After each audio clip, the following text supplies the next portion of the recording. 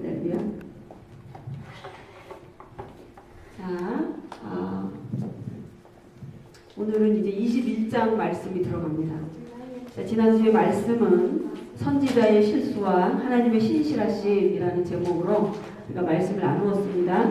자, 아브라함이 두 번 또다시 자신의 아내를 누이라고 속이는 사건이 지난주에 있었고요. 그 실수 가운데 그 믿음 없는 행동 가운데서도 하나님은 신실하게 아브라함과 그 가족을 지켜주셨고 또 이 선지자의 실수로 인해서 아브라함의 실수로 인해서 크게 죽을 위기에 처했던 그랄 왕과 그 가족들을 그 나라와 민족까지도 하나님이 지켜주셨던 내용을 우리가 지난주에 보았습니다. 자, 오늘은 이제 21장입니다. 21장 말씀 들어가는데요. 약속의 성취, 상속. 이 엄청난 실수를 이제 아브라함이 하고 다시 한번 완전 깨어져서 정말 겸손한 가운데 주님의 말씀 안에 묵묵히 묵상하고 있을 그때에 이제 드디어 하나님의 그 약속이 이루어지는 내용이에요. 자, 21장 1절 보겠습니다. 주님께서는 말씀하신 대로 사라를 돌보셨다. 사라에게 약속하신 것을 주님께서는 그대로 이루시니 사라가 임신하였고 하나님이 아브라함에게 약속하신 바로 그 때가 되니 사라와 늙은 아브라함 사이에 아들이 태어난다. 자, 주님께서 사라를 돌봐주셨다. 자, 이 말은 사라를 돌봐주셨다. 자, 사라와 함께 하셨다. 사라의 기도를 응답하셨다. 사라를 구원하셨다. 사라를 지켜주셨다. 많은 의미가 있겠죠. 자, 그런데 보세요. 중요한 건 단서가 있어요. 하나님이 그냥 사라를 돌봐주신 게 아니에요. 전제 조건이 뭐냐면 말씀하신 대로 돌봐주셨다. 말씀하신 대로 구원하셨다. 말씀하신 대로 응답하셨다. 이 말이에요. 여러분, 주님께서 우리에게 모든 것을 다 해주시지 않습니다. 자, 주님께서는 말씀 안에서 이루어주시는 거예요. 그가 하신 말씀 안에서 역사하시는 거예요.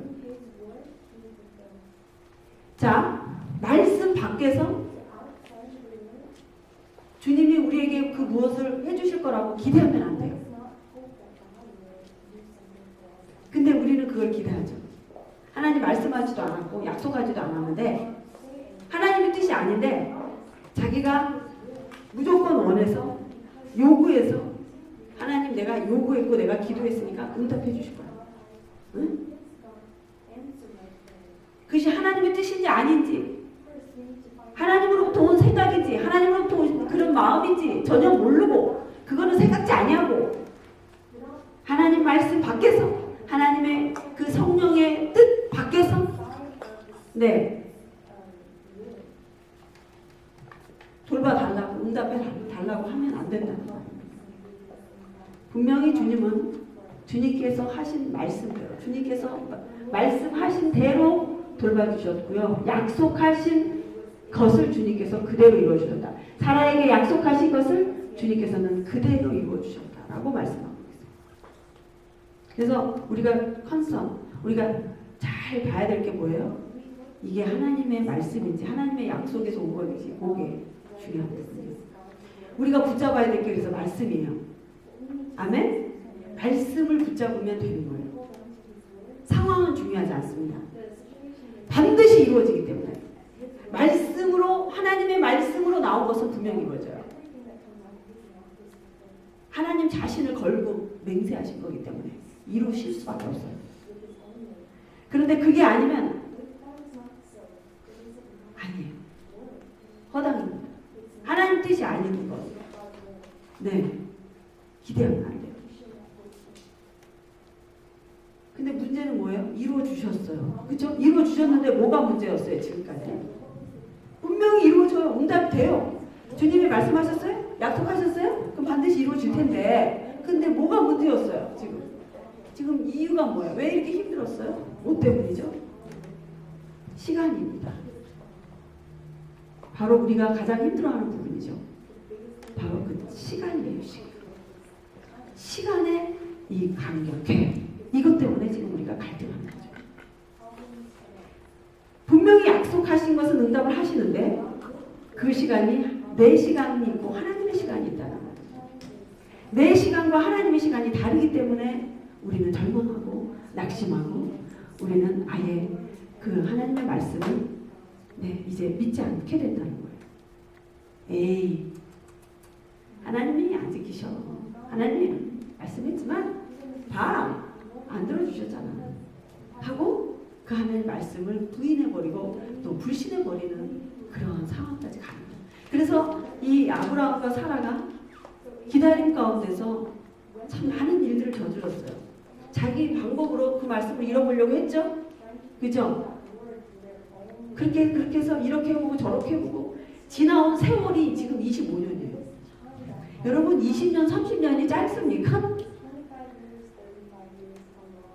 하나님이 볼 때에는 점이야. 점도 안 되지. 시간이라고 할 수가 없어요. 그런데 우리로서는 우리 107, 80년을 사는 우리 인생의 입장에서는 20, 30년이 짧지 않습니다. 20, 30년이 결국 짧지 않아요. 그래서 이게 갈등이 오는 거예요.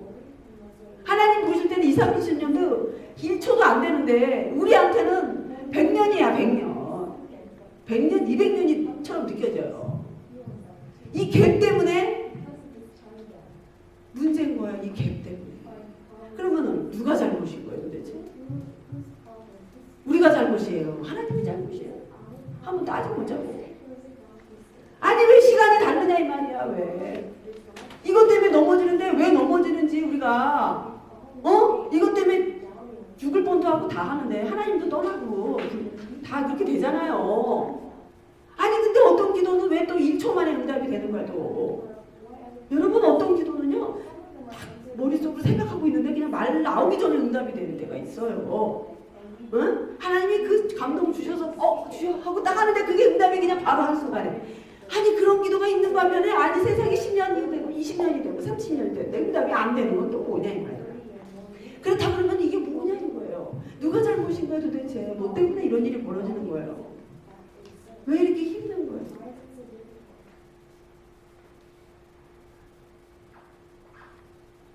여기서 전부 다 넘어지거든요. 다 무너지는 사건이 바로 이거예요. 믿음 생활하면서 다 힘든 게 이거 아니에요? 주구장창 기다리는 게 힘드시잖아요.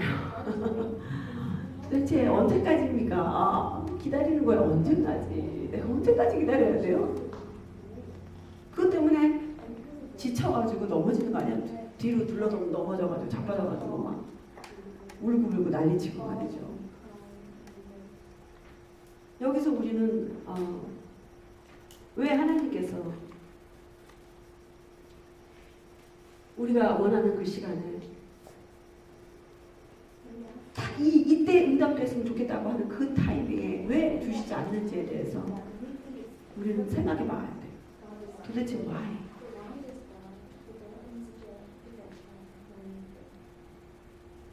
어떻게 바라보고 계세요? 그냥 무조건 기다리면 돼. 그래. 기다리지 뭐. 좋아요. 그렇게 마음 가지면 좋죠. 네. 분명히 응답하실 거니까. 네. 좋은데 솔직하게 얘기합시다. 여러분 우리가 기다리는 과정에 마음속에 기쁨이 있습니까? 기다리면서 기쁨이 있냐고. 그리고 기다리면서 감사가 있어요? 그러면 오케이. 근데 기다리면서 기쁘지 않고 감사하지 않는다면 이건 something wrong. 이거는 갈등이고 이거는 지금 여전히 문제 가운데 있다는 거예요. 여전히 믿음 안에서 지금 믿고 감사함으로 걸어가는 인생이 아니라는 거죠. 그렇다 그러면은 우리의 믿음을 또 돌아가야 되는 시점이에요. 주님이 보실 때에 지금 응답되면 안 되기 때문에 그래요. 우리는 몰라요. 그런데 주님은 우리를 잘 아세요. 그래서 그 응답의 시기가 지금보다 다른 시기가 우리에게 더 유익하다고 주님은 알고 계세요. 그래서 기다리게 하는 거예요, 우리를.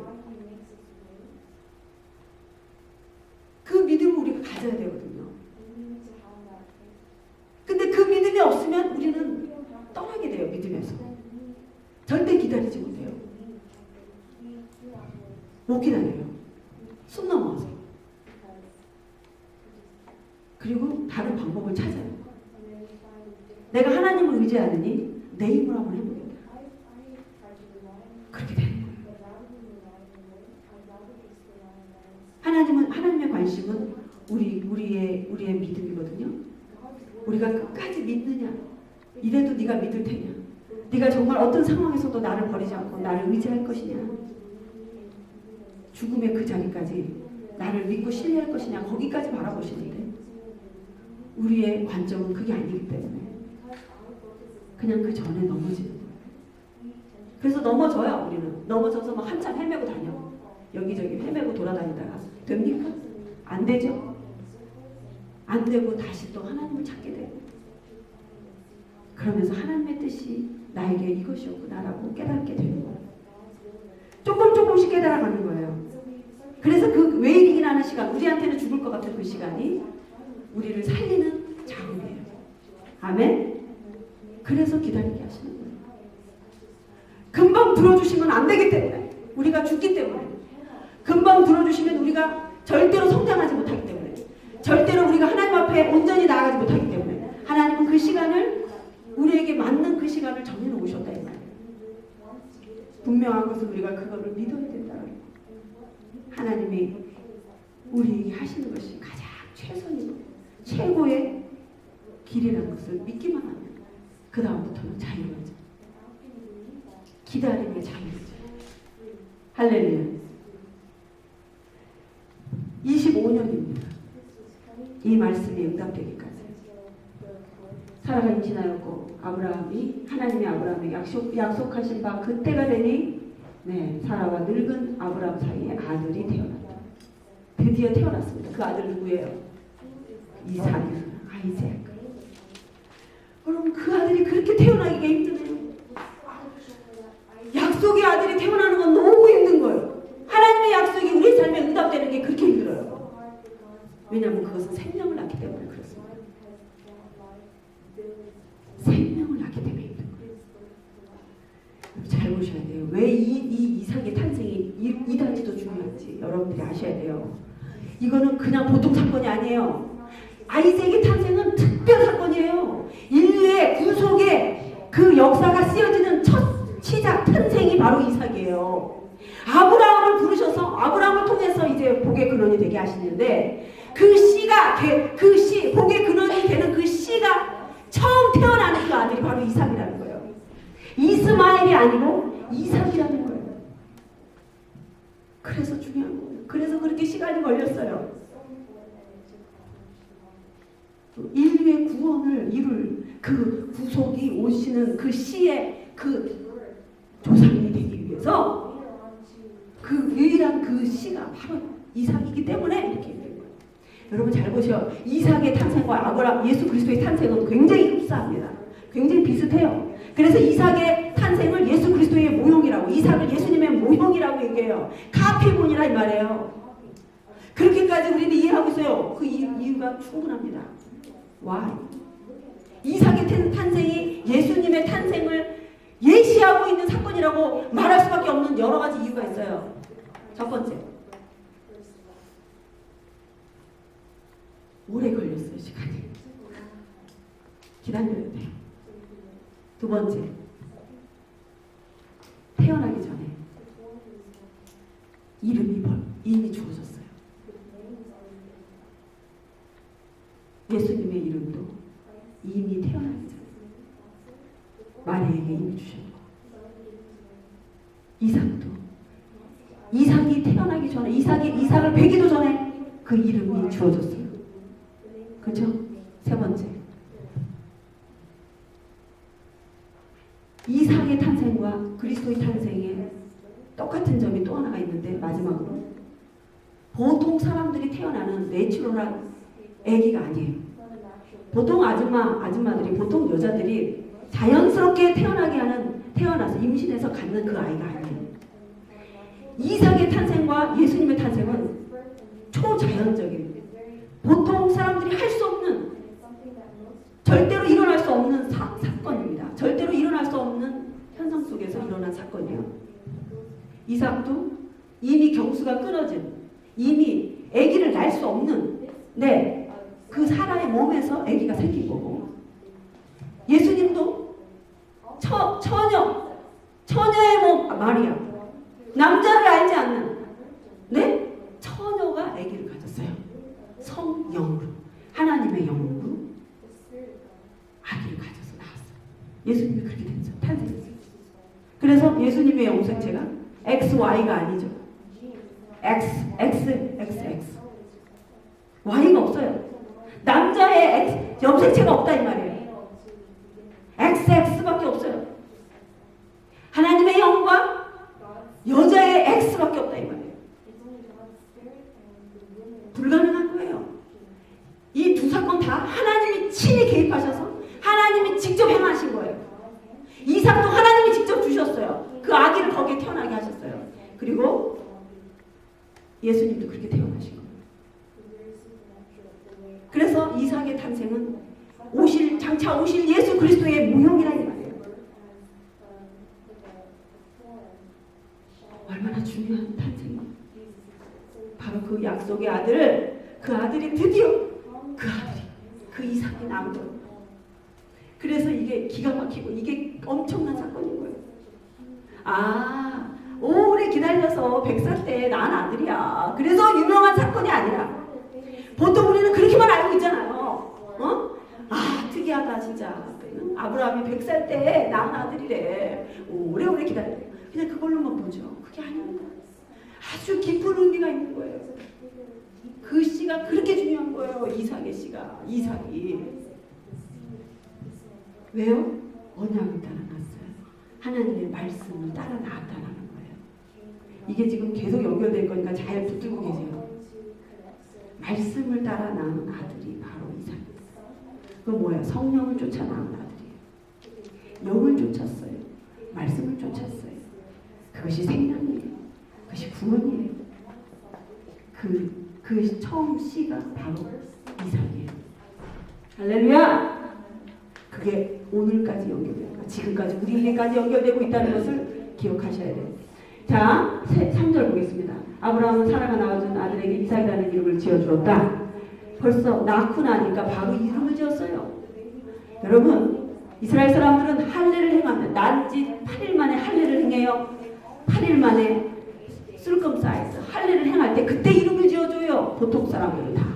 그런데 할례를 행하기 전에 벌써 이름을 짓고 이름을 불렀어요. 아이작. 다른 점이죠? 아이작 그 이름은 그가 웃다 라는 뜻이에요. 그죠?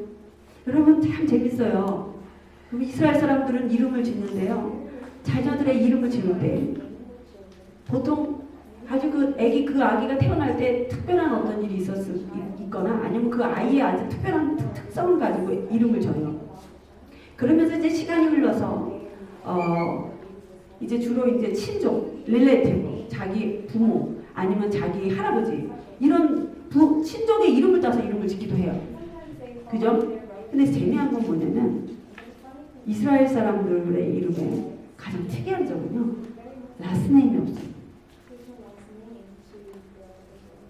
성이 없습니다. 아주 단정하고 성이 없다는 거예요. 그냥 이삭이에요. 이름에 그 이름만 있어요. 성이 없어요. 굉장히 인디비주얼이에요. 개인적이에요. 특이하죠? 아브라함, 아이작.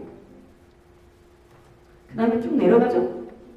야곱, 제이콥, 에서 쭉 내려가는데 라스네임이 없어요. 그 뿌리가 아버지니 하나님이시잖아요. 그죠? 라스네임이 필요 없는 거예요. 우리는 성을 얼마나 따집니까? 김씨, 박씨. 예. 근데 미국 사람들도 성이 있어요. 뭐 스미스, 뭐 이렇게 많죠. 여기도 성이 우리 빙자매님 성이 굉장히 길어요. 깜짝 놀랐어요.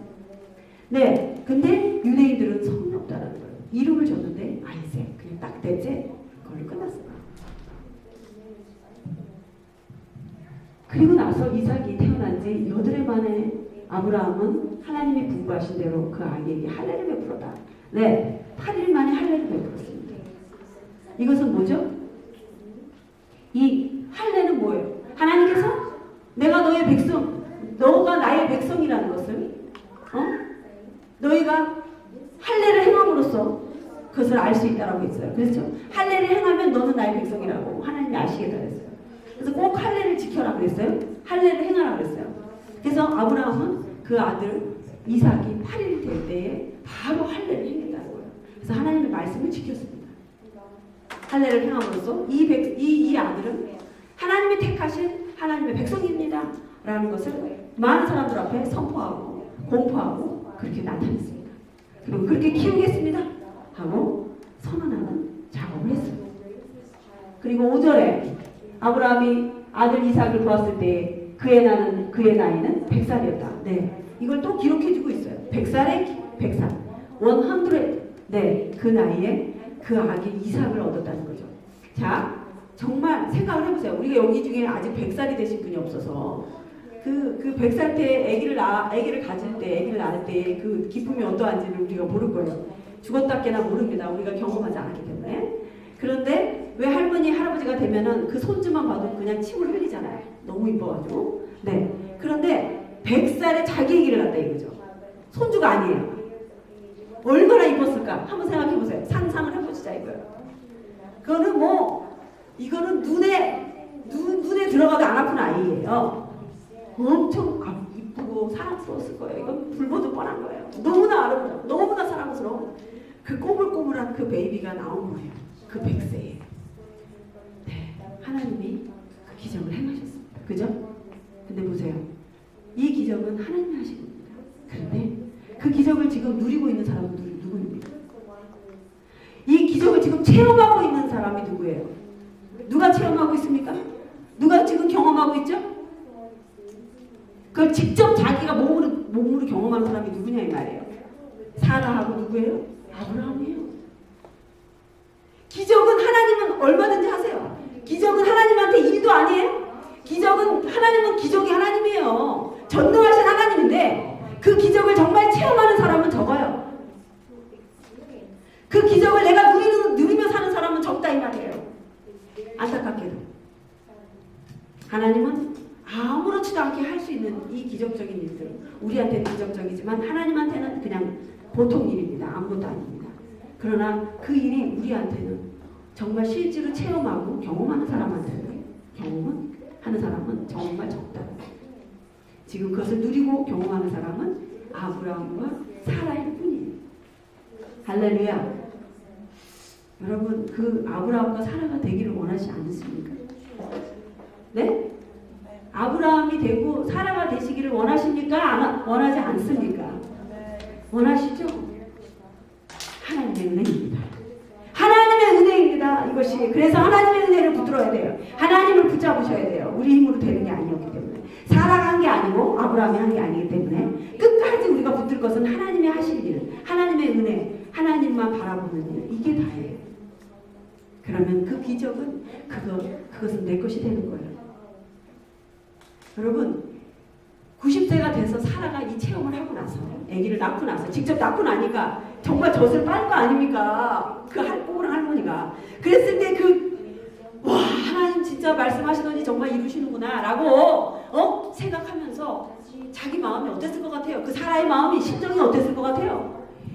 6절 7절 이 고백을 하지 않을 수가 없어요. 지금 사라는 지금 이제 이 고백을 할 수밖에 없는 사람이 됐어요. 시키지 않았는데 자기가 그냥 하는 거예요 지금. 응? 자기가 지금 얘기해요. 혼자로 말해요. 이건 뭐예요? 이거는 고백시고 찬양시예요. 하나님 앞에 드리는 기도 찬양이라 이 말이에요. 찬양하는 사람이 됐어요. 고백하는 사람이 됐어요. 안 할 수가 없어요. 그냥 저절로 나와요 그게. 시키지 않아도 몸으로 느꼈기 때문에 체험했기 때문에 기가 막히죠? 뭐라고 기가 막혀요? 혼자서 사람 혼자서 말했다. 말이 혼자서지. 하나님께 지금 찬양하고 고백하는 겁니다. 네, 하나님이 나에게 웃음을 주셨습니다. 하나님이 나에게 웃음을 주셨구나 라고 했죠. 네, 하나님, 주님이 나에게 웃음을 주셨습니다. 이게 무슨 웃음이에요? 그냥 실없는 웃음이에요? 그냥 하하 재밌네 하는 웃음이에요? 아니죠? 이 웃음은 보통 웃음이 아닌 거예요. 이게 진짜 엄청난 웃음인 거예요. 네, 영원히 목마르지 않는 웃음이에요. 갈증이 없는 웃음이에요. 너무 이 진짜 참된 웃음, 기쁨은. 와, 하나님의 실제가. 어머! 하나님 살아계시고 그분이 진짜 나를 만드신 나의 아버지구나. 이것을 진짜 몸으로 체험했을 때, 느꼈을 때, 네, 고백하지 않을 수 없는 그 고백이죠.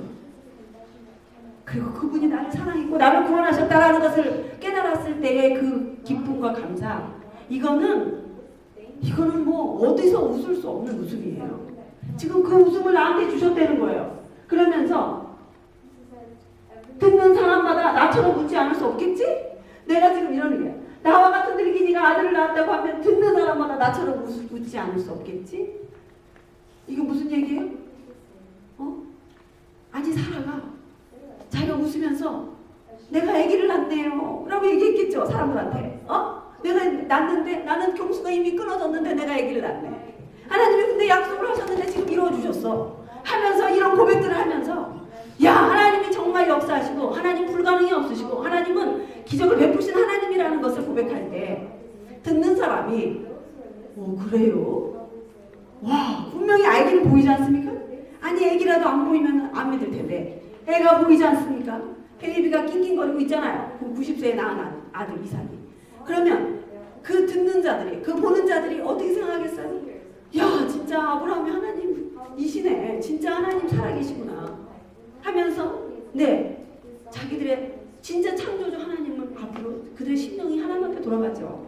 나에게도 만나주세요. 나도 하나님을 알기를 원합니다. 나는 하나님을 알지 못했지만 내가 이렇게 보니까 하나님 정말 살아계신 것 같아요 하면서 그들의 삶 가운데서도 그 하나님을 초대하지 않겠습니까? 그리고 그들의 문제를 하나님 앞에 가지고 나아가지 않았겠습니까? 그리고 사라가 지금 웃고 있는 그 웃음을 또 동일하게 동참할 수 있는 자가 되지 않겠습니까? 그냥 어머 좋겠다, 아이고 참 재밌네, 아이고 정말 얼마나 좋을까 하면서 그냥 하하 재밌네, 이런 웃음이 아니라는 거예요. 그 사람들이 웃는 거는 심각한 거예요. 진짜 실제적인 웃음이 그들의 삶 가운데서도 있겠다, 있겠습니다 주님이라고 고백하고 있는 거예요. 당연한 거 아닙니까? 그냥 이게 다른 사람 어떤 띠아라지를 전하는 게 아니에요. 야, 이건 이거야, 야, 이거는 이런 학설로서 누가 이렇게 말했어, 그러니까 이거는 아마 이럴 거야 하고 유추해서 자기들도 알지 못하는 것들을 막 얘기하고 풀어내고 있는 것들을 남들한테 가르치고 있을 때 그 사람들이 그럴 수도 있나? 그래? 그럼 거기에 뭔가 뭐 은혜가 있나? 구원이 있나? 생명이 있나? 이러면서 자기들이 헷갈리겠죠. 근데 이거는 그게 아니잖아요. 실제를 전하고 있는 거예요. 실제 살아계신 하나님의 역사를 전하고 있는 거예요. 그럼 받는 사람은 다른 거예요. 거기에 너무나 간절한 기도 제목이 있거나 자기의 삶에 너무 절박한 상황이 있는 상태라면 그 사라의 고백을 듣고 하나님 앞에 나가지 않을 사람은 아무도 없다라는 거죠. 맞죠? 이것은 사람의 말로 누구의 이론으로 티아라지로 할 수 없는 거예요. 7절 보세요. 그는 계속 말을 했다. 사라가 자식들에게 젖을 물리게 될 것이라고 누가 아브라함에게 말할 엄두를 내었으랴. 그렇죠. 경수가 끊어졌고 불가능한 상태에서 아기가 날 수 없는 것 다 에브리바디 알고 있는데 누가 그것을 믿을 수 있겠냐? 그건 있을 수 없는 거다. 그런데 아기가 낳았다 이 말이에요. 그러면 어떻게 안 믿을 수가 있겠냐 이거예요. 예? 봐, 내가 지금 늙은 아브라함에게 아들을 낳아주지 않았어. 봐라 이 말이야. 내가 아들을 낳았다. 실제다. 이거는 실제다. 이걸 보고 믿어라 이거예요. 내 삶의 역사하고 내 삶에 나타나는 이 사건들을 보고 믿어라 라고 얘기해주면 믿으면 좋겠는데 그거 헤이고 안 믿죠. 또 어떤 사람들은 그거는 당신한테 일어난 사건이잖아. 나하고는 아무 상관이 없어. 난 내가 직접 경험하고 싶어. 나쁜 건 아닙니다. 그러나 하나님께서 간접적으로도 말씀하실 때 그때 마음을 열고 주님 앞에 나갈 때 복을 받게 되는 거예요. 할렐루야. 근데 그걸 꽁꽁꽁꽁 붙잡아 놓고 그건 it's your job, it's your story. 너의 이야기지 나의 얘기 아니야. 근데 너의 이야기가 왜 나한테 지금 와 있니? 왜 나한테 내 귀에 들리는 거야? 그건 왜 생각하지 않는 거예요?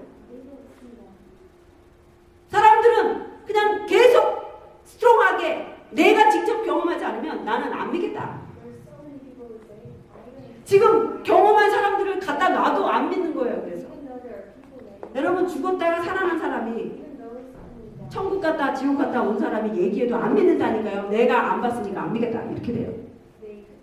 바로 그 옆에 갖다 놨는데도 안 믿어요. 그래서 참 그 믿음이라는 게 하나님의 은혜입니다. 그런데 살아있는 이건 내가 진짜거든. 내가 정말 경험한 거야. 라고 정말 수용하게 말하고 전할 때는요. 듣는 사람은 그냥 아예 아닙니다 하고 디나이드를 그냥 100%는 못해요. 저게 뭐지? 쟤는 왜 저런 일이 일어났지? 뭐야? 하고 생각은 하게 돼요. 그죠? 한 번은 그 자리에 나도 가보려고 하는 마음이 생겨요. 중요한 건 우리가 아브라함과 같이 매일매일 기적을 경험해야 된다는 거예요. 그 기적을 경험하며 살 때에 그것은 계속적으로 나눌 수 있는 삶이 됩니다. 내가 경험치 않는데 나눌 게 뭐가 있겠습니까? 내가 살아있는 하나님과 동행하지 않는데 뭘 전하겠습니까? 전할 게 없어요.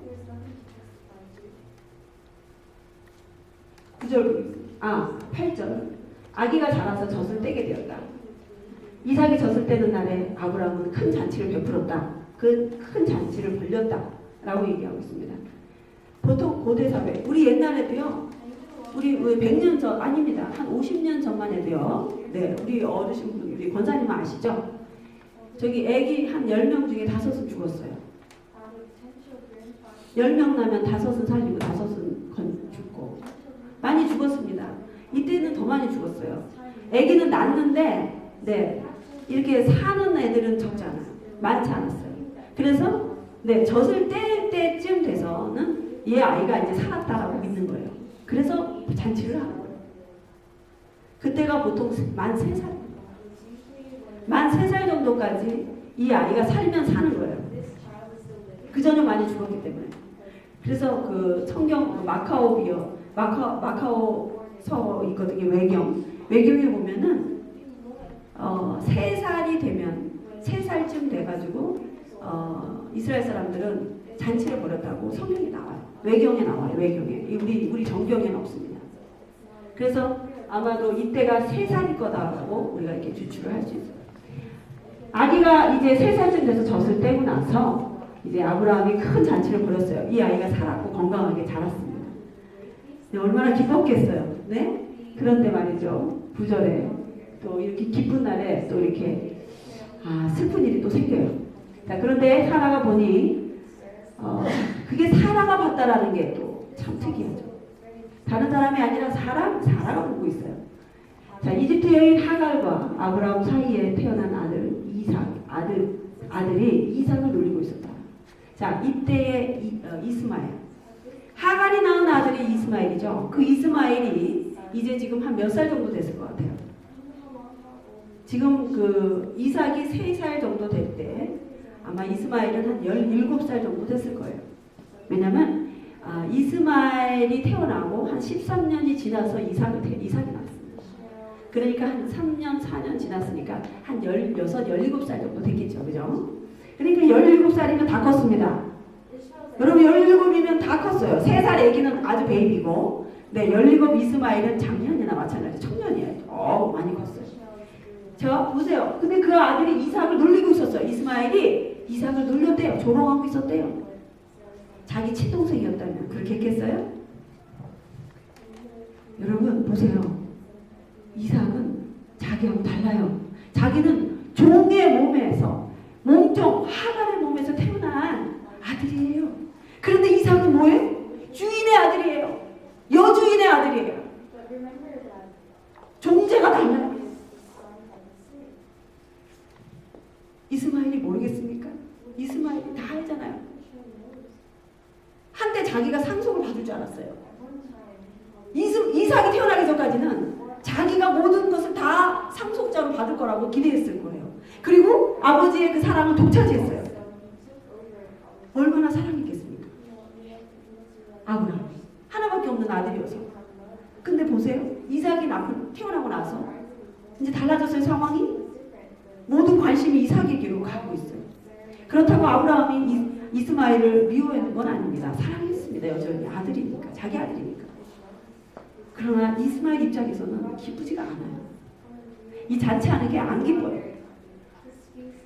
자기 상속 다 이제 나 자기 건 상속 받지 못한다는 거 뻔히 알고 있는 사실이고, 아버지의 관심이 다 아들에게, 그 동생에게 다 갔다라는 것도 다 알고 있는 사실이고, 모든 사람들의 관심이 다 이삭에게 가 있어요.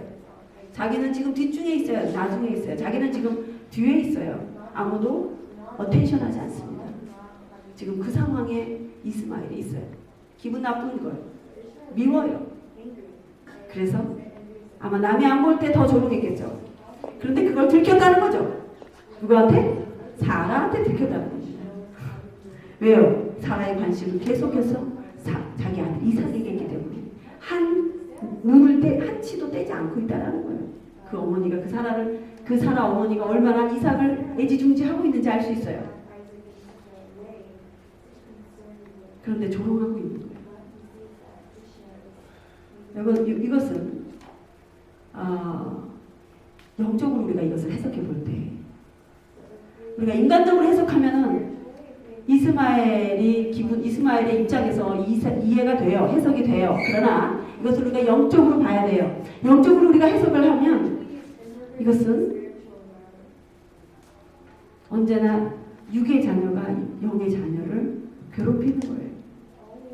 언제나 육의 자녀는 영적 자녀를 조롱하고 핍박하게 돼 있어요. 그것을 상징적으로 보여주고 있어요. 그래서 갈라디아에서 보면 한번 찾아볼까요? 갈라디아서 바울이 갈라디아에서 하는 말이 있어요. 4장 29절, 갈라디아서 4장 29절 보겠습니다.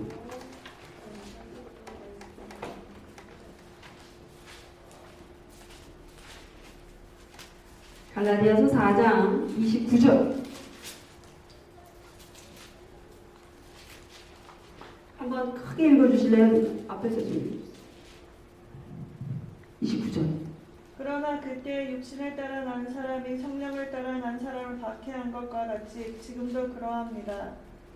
자, 여기서 보니까 그러나 그때에 육신을 따라 난 사람이 누구죠? 그 육신을 따라 난 사람이 누구예요? 이스마엘이죠. 그 이스마엘이 성령을 따라 난 사람 누구죠? 이삭을 박해한 것 같이 지금도 그러합니다. 라고 지금 이야기하고 있어요. 그래서 우리가 분명히 알아야 될 것은 영의 사람들은 육의 사람들에게 핍박을 받는다는 거예요. 이것은 실제예요. 이건 너무 당연한 거니까 이상한 일로 여기면 안 되는 거예요. 그러면은 교회 안에서 왜 서로 이렇게 박해하는 일이, 서로가 이렇게 힘든 일이 있습니까? 교회 안에서. 우리는 교회 안에, 교회가 다 영적으로 돌아간다고 생각하면 안 돼요. 교회 안에서도 영에 속한 그리스도인이 있고 육에 속한 그리스도인이 있다는 것을 기억하세요. 목회자도 육에 속한 목회자가 있고 영에 속한 목회자가 있습니다. 영에 속한 목회자는 육에 속한 목회자에게 항상 핍박을 받습니다. 진리를 전해도 이단이라고 합니다.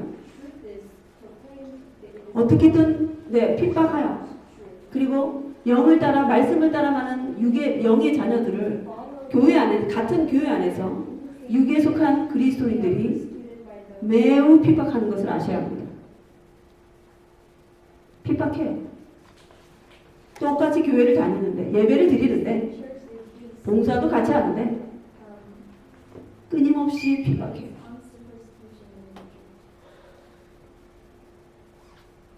이것은 이스마엘이 이삭을 조롱하고 핍박한 것은 바로 그것을 상징하고 있는 거예요. 영적으로. 오늘까지도 계속 그런다고 갈라디아에서 말하고 있어요. 바울이 얘기해요. 자, 10절에 보겠습니다. 10절. 사라가 아브라함에게 말하였다. 저 여종과 그 아들을 내보내십시오. 저 여종의 아들은 나의 아들 이삭과 유산을 나누어 가질 수 없습니다. 여기서 우리가 참 여기 10절이 굉장히 중요한 말씀인데 이걸 두 가지로 한번 보자 이 말이에요. 여러분, 사라가 아브라함에게 말했습니다. 자기 아들을 이스마엘이 조롱하고 핍박하는 것을 가지고 장난하고 노는 것을 봤어요. 힘없이 그냥 꼼짝 당할 수밖에 없는 자기 아들을 봤어요. 3살밖에 안 되는데 17살짜리를 이기겠습니까? 기가 막히죠? 이기지 못하죠? 그냥 꼼짝없이 당하는 모습을 봤다 이 말이에요. 그런데 한번 생각해 보세요. 지금 그 모습을 보고 기분 나쁜 건 이해가 돼요. 그러나 사라가 아브라함에게 저 여종과 그 아들을 내보내십시오. 쫓아내라는 거예요 지금. 아브라함의 그 아들 이스마엘 그리고 그 엄마 하가를 쫓아내래요. 네? 와. 자기가 아쉬울 때는 이 사라가 자기 애기 못 낳아서 아쉬울 때는요. 그 여종의 몸을 통해서 그 아들을 얻어서 자기 무릎에 앉히려고 그래서 자기 소원을 풀려고 그렇게 이용했어요. 그죠? 자기 몸종을 이용했는데 이제 막상 자기 애기가 생기니까 이제 뒤도 안 돌아보는 거예요. 그냥 내쫓아버리는 거예요. 인정사정 없어요. 무섭습니다 진짜. 어떻게 보면 인간적으로 볼 때는 참 매정하고 참 인간이 저러면 되나 하는 마음이 들어요. 안 그래요? 속상하죠? 이런 걸 볼 때. 와, 그런데 이것을 영적으로 봐야 돼요. 여러분 육으로 난 자녀는요 결국 이 꼴이에요. 이렇게 돼요. 육으로 난 것은 결국은 절대로 같이 영과 함께 상속을 받지 못한다는 거예요. 아무리 우리가 열심히 일을 하고 아무리 우리가 열심히 우리 가지고 있는 지혜와 재능과 모든 것들을 다 쏟아부어서 성실하게 열심히 살아도 그것이 말씀을 쫓아난 것이 아니고 하나님의 뜻을 따라 쫓아한 것이 아니고 내 열정과 내 욕심과 내 뜻으로 내 지혜로 한 것은 다 이와 같이 된다라는 얘기를 하고 있어요. 내어 쫓겨 이를 갈 것이라 이 말이에요. 내어 쫓김을 받을 수밖에 없다는 거예요. 내 아무런 복로를 얻지 못할 것이에요. 불로 태워짐을 받게 될 것이에요. 여러분 풀무불에 들어가요. 그 가라지 있죠. 알고 말고 가라지는 다 풀무불에 가서 불태워버리는 것처럼 그 많은 수고와 노력이 다 헛된 것이 되어버리는 거예요. 아무도 인정하지 않게 되고 하나님이 그것을 납득이라고 말하시는 거예요. 아무것도 아니라는 거예요. 그거는. 우리가 어디에 어떻게 우리의 마음과 시간을 지금 쏟아붓고 있어요. 그것이 납득이 될 수 있어요. 그냥 불에 태워져 버리는 아무 의미 없는 짓을 우리가 24시간을 보낼 수 있다는 거예요. 지금 하나님의 말씀을 쫓아 행하지 아니한 거, 하나님의 뜻과 전혀 상관없는 그 모든 열정과 열심과 모든 노력들이 허사가 되는 거예요. 절대로 생명과 함께 유업을 받을 수 없다는 것을 여러분들이 기억하셔야 돼요. 무서운 거예요. 그래서 기억도 하지 아니하신다 이 말이에요. 네가 누구냐? 네가 그런 일을 했니? 나는 전혀 알지 못해 라고 말한다 이 말이에요. 그래서 우리는 이것이 우리가 하는 그 모든 것들이 하나님을 쫓아서 하나님의 영을 쫓아서 성령을 쫓아서 말씀을 쫓아서 가는 것인지 항상 돌아봐야 돼요. 만약에 아니면 바로 뒤돌아서야 된다 이 말이에요. 잘 보셔야 돼요. 내어 쫓으라 이 말이에요. 그리고 주님도 이것을 허락하셨다라는 것을 유념할 필요가 있어요.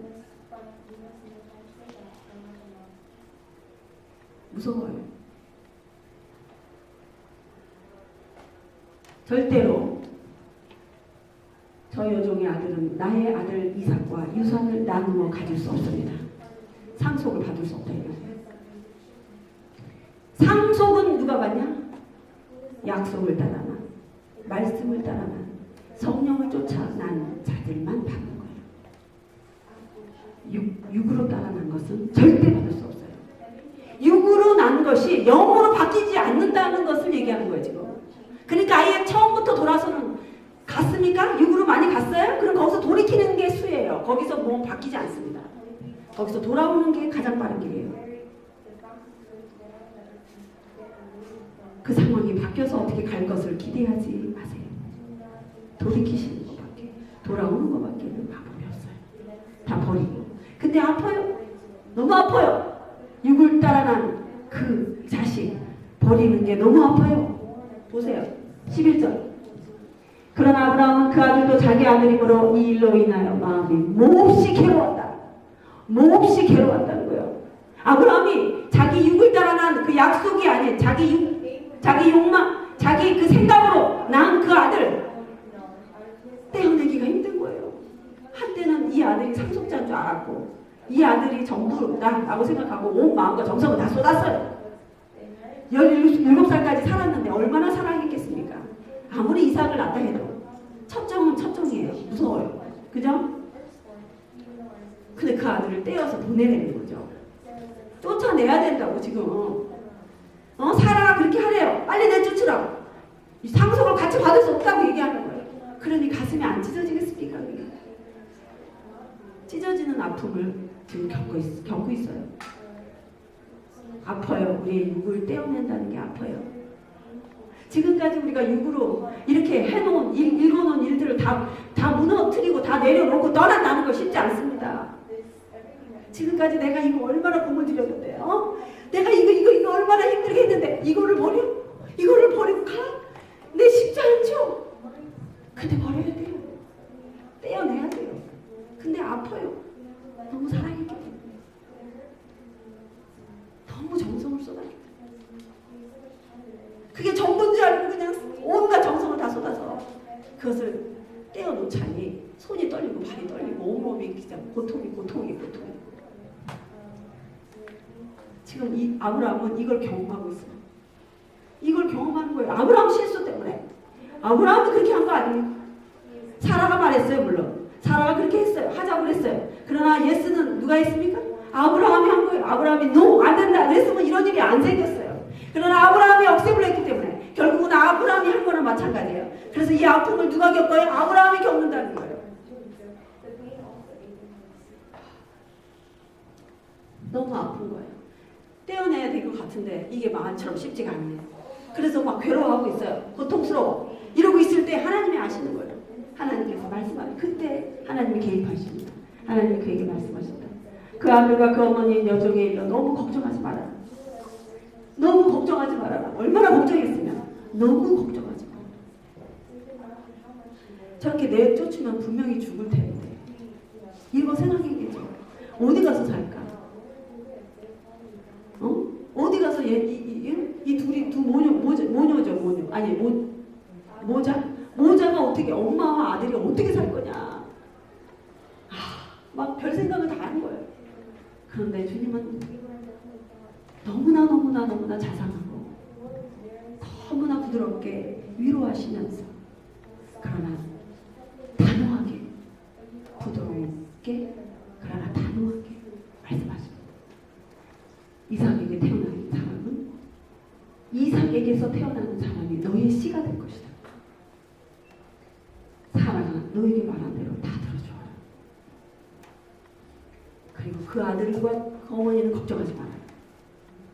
그러나 내 보내는 거예요. 같이 유업을 받을 수 없다. 절대 못 받아요. 절대 못 받아요. 우리 인간적으로는 같이 받으면 좀 어때? 안 돼요. 구원은 생명을 육으로 얻을 수가 없어요. 오직 영으로 얻어요. 영을 쫓아 사는 사람만, 말씀을 쫓아 나는 사람만. 네. 그래서 물과 성령으로 거듭나지 아니하고 물과 성령으로 거듭나야만 천국을 갈 수 있다고 했어요. 물은 뭡니까? 말씀입니다. 말씀입니다. 그러면 물은 말씀이고 성령은 뭡니까? 하나님의 영입니다. 위로 난 자, 하나님으로부터 쫓아난 자만 구원받는 거예요. 그래서 우리의 육으로 할 수 없다는 걸 얘기하고 있어요. 육체로 난 것은 nothing, 아무것도 못한다. 그래서 이것을 바울을 통해서 하나님 말씀하신 게 뭐냐면 갈라디아에서 이것을 율법과 이삭과 이스마엘을 하나 그리스도와 율법으로 비유하면서 설명하고 있어요. 그리스도와 율법으로 비유하고 있다고요. 그리스도는 이삭이고 이스마엘은 율법이라 이 말이에요. 율법은 그리스도가 오기까지 있었어요. 이삭이 오기 전까지 이스마엘이 있었습니다. 그러나 이스마엘은 구원을 할 수 없어요. 구원받을 수 없어요. 왜냐하면 육을 따라 나기 때문에. 마찬가지로 율법의 행위로는 구원받을 수 없다는 거예요. 율법은 반드시 우리가 행할 때 구원이 있어요. 그러나 그 율법을 우리가 행할 수 없기 때문에, 지킬 수 없기 때문에 우리의 행위로는 절대로 구원을 받을 수 없어서 반드시 은혜의 그리스도가 오셔야만 되고 그 은혜를 쫓아 영을 쫓아 말씀을 쫓아 오신 그리스도만이 우리를 구원하는 생명이 된다는 거예요. 그래서 그리스도의 그 은혜로 더 빛으로 덧입혀진 위로부터 내려온 성령으로 우리가 입혀진 우리가 바로 그 약속을 따라서 온 자들이 되는 거예요. 그래서 구원의 반열에 들어가는 거예요. 그러므로 우리는 성령을 쫓아 행하는 사람이 되어야 돼요. 성경은 계속해서 얘기하는 거야. 하나님의 영을 쫓아 행하라. 그것은 무슨 말이에요? 말씀을 쫓아 행하라. 네 생각대로 하지 말라. 네 경험대로 하지 말라. 말씀을 쫓아라. 그 말씀을 쫓으면 육체의 욕망을 제어할 수 있다라고 얘기하고 있어요. 여러분, 성령의 욕심과 성령에 따라가는 것과 육체를 따라가는 것과는 항상 대립이 있습니다. 이건 같이 갈 수가 없어요. 싸워요, 둘이. 육과 영이 싸웁니다. 반대예요, 반대. 그러나 우리가 육을 따라가면 우리는 성령의 사람이 될 수 없고, 우리가 만약에 우리가 성령을 따라가면 육을 거스리게 되는 거예요. 우리 육체를 부인하면서 가는 거예요.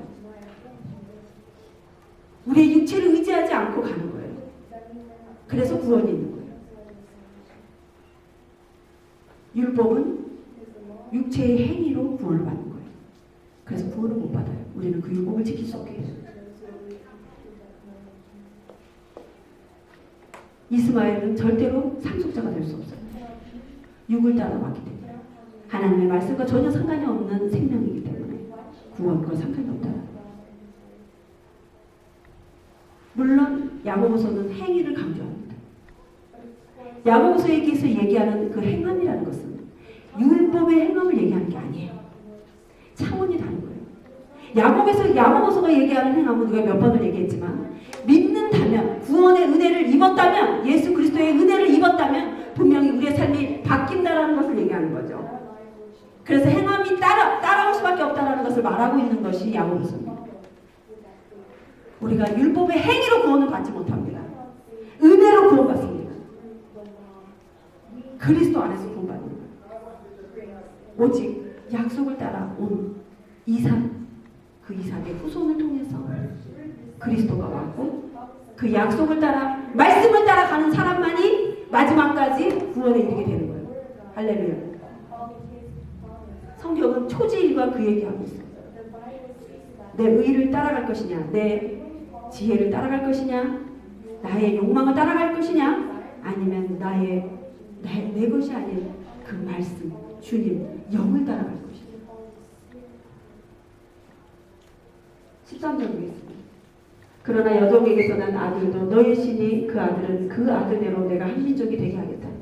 위로하십니다. 지금 주님께서 그 이스마엘에 대한 아브라함의 걱정과 근심을 아셔서 지금 이렇게 약속하셨어요. 분명히 주님은 아브라함 너의 씨를 내가 복을 주신다고 약속하셨어요. 이미 아브라함을 부를 때부터 말씀하셨어요. 너의 씨를 창대케 하겠고 그 씨를 복을 주신다고 하셨기 때문에 절대로 아브라함의 자녀인 이스마엘을 그냥 죽게 내버려 두시지 않는다는 거예요. 분명히 그 민족도 한 민족을 이루겠다. 그러나 생명하고는 상관이 없다는 거죠.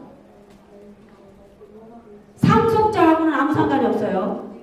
여기서 굉장히 냉정해질 필요가 있는 거예요. 우리가 지금 내가 상속자로, 하나님 나라의 상속자로 갈 것이냐, 그것을 살짝 피해서 갈 것이냐, 그것은 우리의 선택입니다. 내가 영을 따라가고 말씀을 따라가고, 내가 원하는 것은 이겁니다. 이거 뺏기 힘들어, 이거 나 놓기 싫어. 그런데 말씀을 쫓아 영을 따라서 이것을 내려놓고 가는 것은 하나님께서 생명과 그 언약을 보장해 주는 거예요. 우리의 인생을 마지막까지 책임져 주신다는 거죠. 믿으시면 아멘하세요. 책임져 주십니다. 그리고 우리의 기도가 하나님 앞에 다 상달될 것은 확실합니다. 믿으세요? 반드시 이루어져요.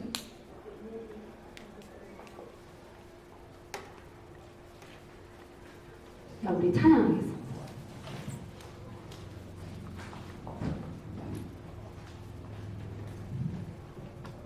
찬양 내가 매일 기쁘게. 네.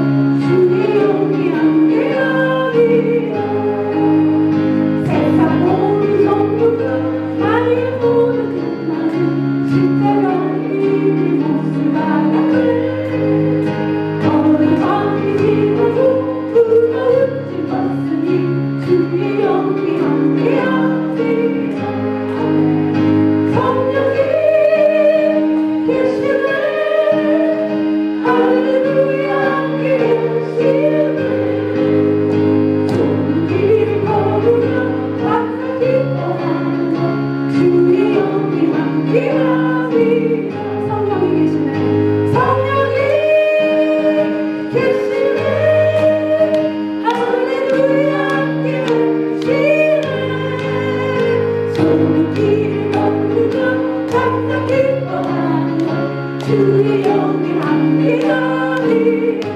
우리의 눈 감고 성령이 계시네. 할렐루야 함께하시네.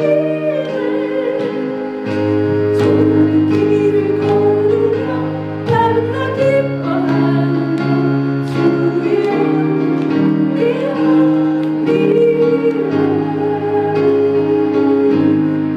우리에게 성령을 주셨습니다. 우리 안에 성령 하나님이 계십니다. 우리는 그 음성을 지금 듣고 있습니다.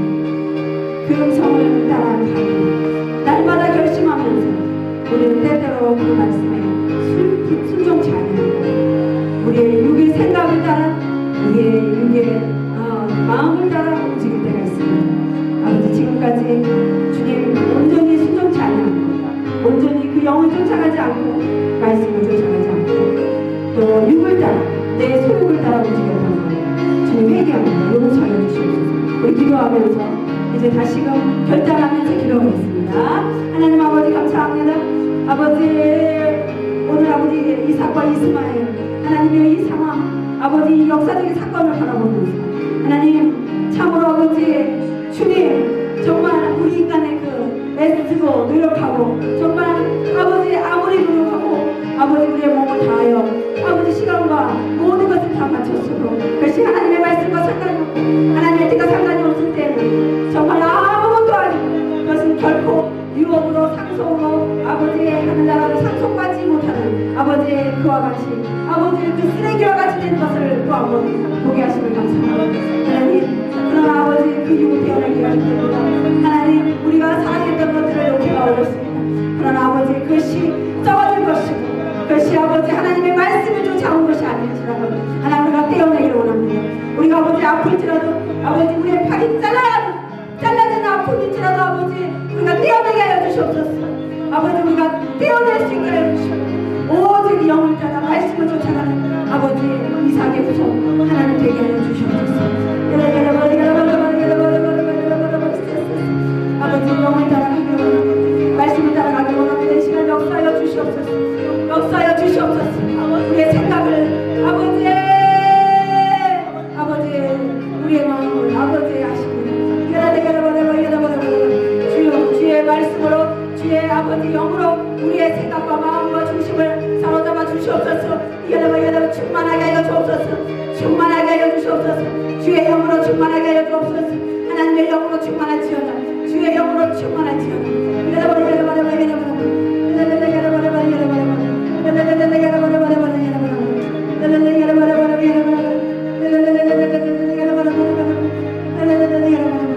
하나님 주님의 말씀이 우리의 육적인 소욕과는 너무나 반대되는 말씀을 언제나 하셔서 하나님 그 말씀을 쫓아가기가 너무나 힘들 때가 있습니다. 주님 알면서도 아버지 참 내려놓기 너무 힘들 때 있습니다.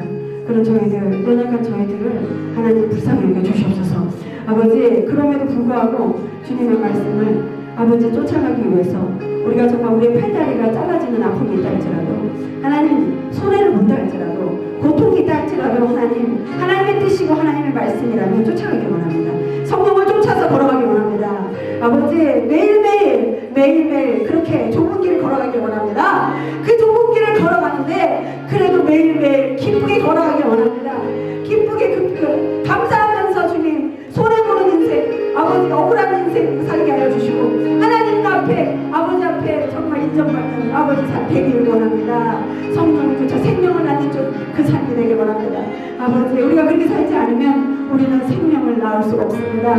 우리는 생명의 열매를 거둘 수가 없기 때문에 그렇습니다. 하나님 아버지 도와주세요.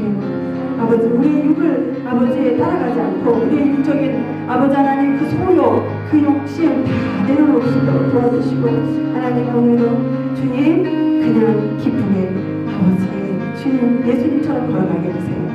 다 주셔도 아버지 죄인들 위하여 다 내어주셔도 아버지 아까워하지 않으시면서 생명까지도 주신 그 주님의 걸음을 따라가는 아버지 주님의 참된 자녀들이 되게 하여 주세요.